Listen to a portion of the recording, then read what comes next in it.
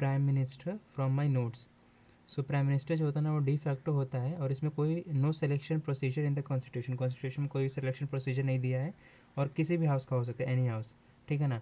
Non MP can become prime minister 6 months के लिए, ठीक है ना, ये याद रखना है। और office during pleasure of president होता है, और इसमें कोई फिक्स टेन्योर नहीं होता है, ठीक है। और सैलरी बाय पार्लियामेंट डिसाइड करता है, एज मेंबर ऑफ पार्लियामेंट होता है इसका सैलरी, ठीक है ना।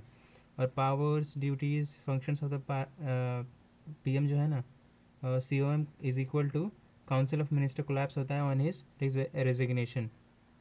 चेयरमैन ऑफ नीति आयोग होता है ये, नेशनल इंटीग्रेशन काउंसिल का होता है चेयरमैन, इंटर स्टेट काउंसिल का भी चेयरमैन होता है, नेशनल वाटर रिसोर्स काउंसिल का भी चेयरमैन होता है। और मतलब ये याद रखना है कि ये किसका किसका चेयरमैन है, नीति आयोग का चेयरमैन है, NIC का चेयरमैन है, इंटर स्टेट काउंसिल का चेयरमैन है, नेशनल वाटर रिसोर्स काउंसिल का चेयरमैन है, और क्राइसिस इन मैनेजर। और क्या होता है ना, prime minister crisis manager in chief होता है, और political head of the services होता है, ठीक है, याद रखना है।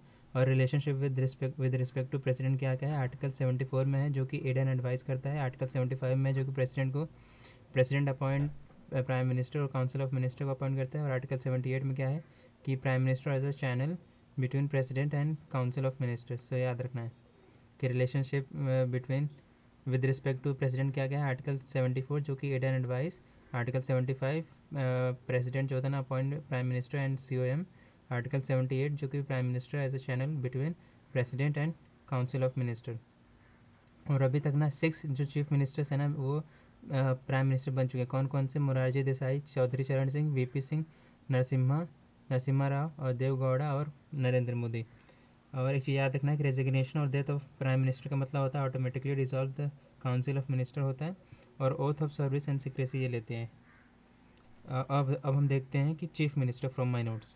सो जो चीफ मिनिस्टर का किस में दिया है, आर्टिकल 164 में दिया है, और गवर्नर जो होता है ना अपॉइंट करता है चीफ मिनिस्टर को, और ये भी डी फैक्टो होता है। और chairman of state planning board का ये चेयरमैन होता है, और vice chairman of concern zonal council bye rotation होता है 1 ईयर के लिए। और क्राइसिस मैनेजर ये भी होता है स्टेट में। अब देखते हैं relation with respect to governor. So article 163 जो है ना वो किसके इक्वलेंट है, आर्टिकल 74 जो कि एड एंड एडवाइस वाला था, आर्टिकल 164 जो है ना वो किसके इक्वलेंट है, आर्टिकल 75 जो कि गवर्नर अपॉइंट करता है CM को। और आर्टिकल 167 जो है ना वो इक्वलेंट किसके, आर्टिकल 78 जो कि CM जो होता है ना as a channel between governor and council of minister का होता है। और जो चीफ मिनिस्टर है ना इसके पास डिस्क्रिशनरी पावर ऑफ गवर्नर होता है, रिड्यूसेस, मतलब जो डिस्क्रिशनरी पावर ऑफ गवर्नर होता है ना वो रिड्यूस करता है कि CM चीफ मिनिस्टर के पावर को। और एक चीज़ याद रखना है कि वेन नो पार्टी मेजॉरिटी, तो जो governor appoint largest party, confidence within 1 month में लेके आना होता है। सो ये चीफ मिनिस्टर का था। अब हम देखते हैं central council of minister. So constitutional provisions क्या क्या हैं कि आर्टिकल 74 जो है ना उसमें council of minister to aid and advice, और ये मैंडेटरी होता है, ये आर्टिकल 74 वाला।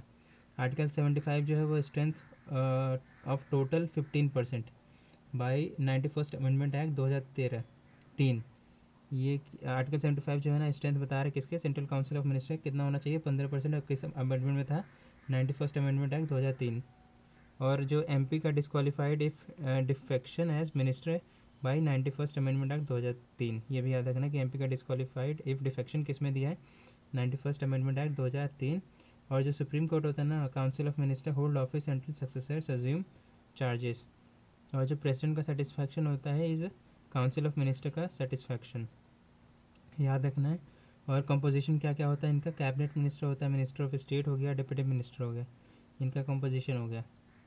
अब हम देखते हैं स्टेट काउंसिल ऑफ मिनिस्टर्स का।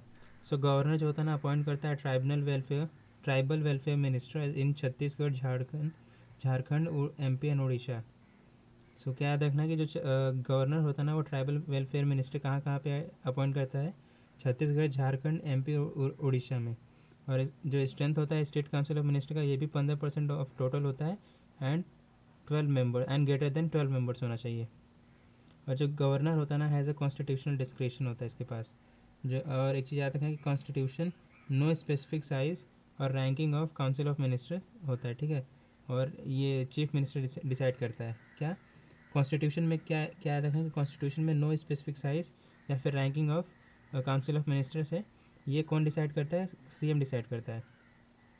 और इनका टर्म्स जो है, जैसे कि मिनिस्ट्री जो होता है ना वो सेंटर के लिए यूज़ होता है, और डिपार्टमेंट जो होता है ना वो स्टेट गवर्नमेंट के लिए यूज़ होता है, याद रखना है। और कलेक्टिव रिस्पॉन्सिबिलिटी क्या होता है? स्विम और सिंक टुगेदर। इंडिविजुअल रिस्पॉन्सिबिलिटी क्या होता है? ड्यूरिंग प्लेजर ऑफ प्रेसिडेंट, ये होता है, याद रखना है इसको।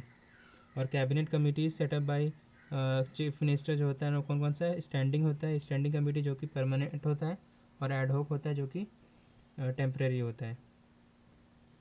ठीक है, अब हम देखते हैं प्रेसिडेंट के बारे में।